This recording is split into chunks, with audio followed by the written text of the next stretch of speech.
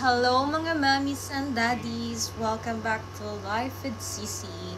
For today's mini vlog guys, so marami nagtatanong kung saan daw kami nakakahanap ng direct client or ng direct company sa pagiging naming VA or sa VA. So, unang-una sa lahat guys, yung niche kasi namin, oh my god, yung niche kasi namin magkaiba ni Jello.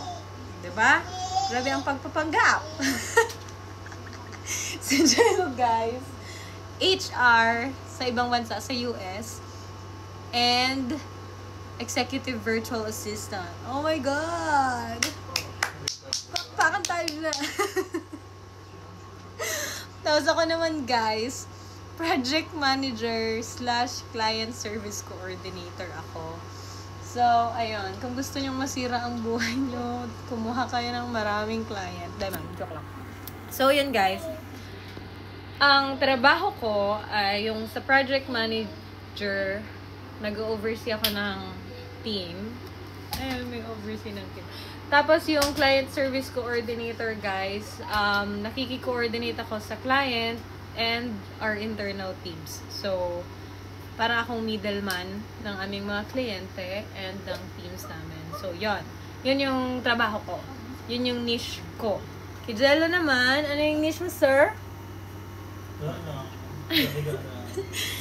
Executive Virtual Assistant. Parang secretary ng CEO, ganun. Tapos, yung isa, guys, ay HR. Kumbaga dito sa HR. Nagre-recruit sila ng mga tao sa US. Like, nag-hire. So, yun yung niche namin dalawa ni Jello magkaiba. So, every time nag-a-apply kami, yung palang mga direct client guys ay nasa online job PH. May application yan and may website. And mapapansin mo yung sa direct client na post, konti lang yung mga posting nila. Hindi masyadong sobrang daming details. So, yun yung direct client. Usually, hindi ko nila lahat.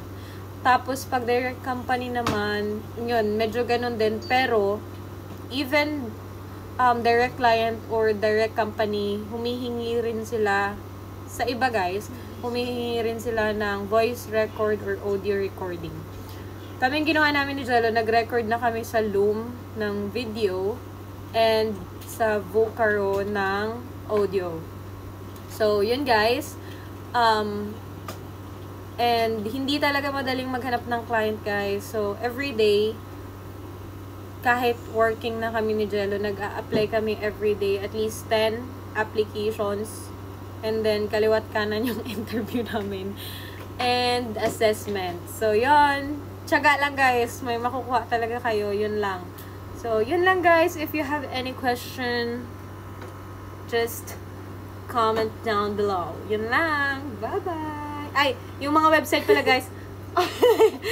Sisi. Online Job PH. Si Jello nakakakuha ng direct client and direct company. And then, yung ako naman guys, doon sa Indeed. Madalas ako nakakuha sa Indeed. Kung bago pa lang kayo sa VA world guys, like galing kayo sa customer service or sa BPO or wala talaga kayong experience, I suggest itry nyo din yung mga agency.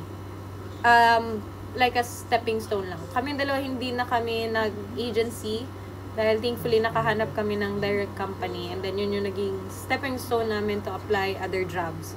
So yun lang guys, kung may question kayo, comment nyo lang dyan. Yun, Online Job PH, Indeed, LinkedIn. Sa LinkedIn pala guys, once na makita ko kasi yung mga nagpo-post or yung company na nagpo-post sa Indeed and sa Online Job PH, hinahanap ko yung mga CEO or hinahanap ko sila sa yung HR nila or recruitment team sa LinkedIn. Then, minimessage ko dun sa mga. So, ganun lang. And then, Upwork, hindi pa ako guys nakakahanap ng client sa Upwork. So, yun. Indeed, OLJ, LinkedIn. So, yun lang guys. I hope you like this video and bye-bye!